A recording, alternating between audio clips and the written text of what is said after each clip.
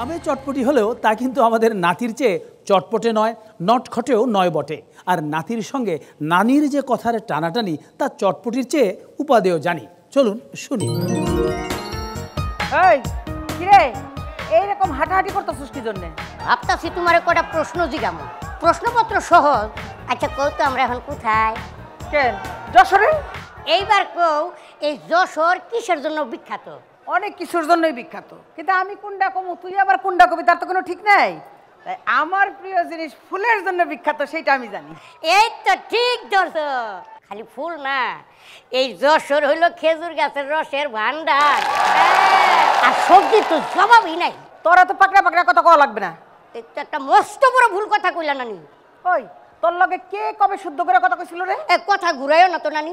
এই যে তুমি কইলা পাকনা পাকনা কথা, হ্যাঁ এটা কি শুদ্ধ কথা কইছো? অশুদ্ধটা কই সেটা কত তুই?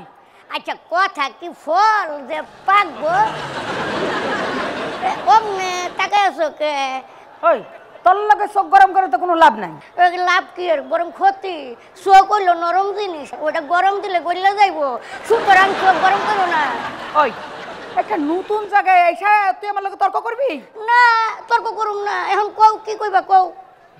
শোন সামনে না তোর নানার মৃত্যুবার্ষিকী আইতাছে, আমি ভাবতাছি 500-600 লোক খাওয়ামো, মানে মানুষ খাওয়ামো আর কি। কি খাওয়াইবা? মানুষ খাওয়াইবা? হ্যাঁ মানুষ কিছু খাওয়ামো। নানি এইটা যে তুমি কত বড় ভুল কথা কইছো, এটা কি জানো? তুমি কোন অনুষ্ঠানে কেউরে কি মানুষ খাওয়াইতে দেখছো? তুমি খাওয়াইবা গরু, ছাগল, হাঁস, মুরগি, মাছ, মাংস এগুলা, নাইলে অন্য কিছু। মানুষ তো খাওয়াইবা না।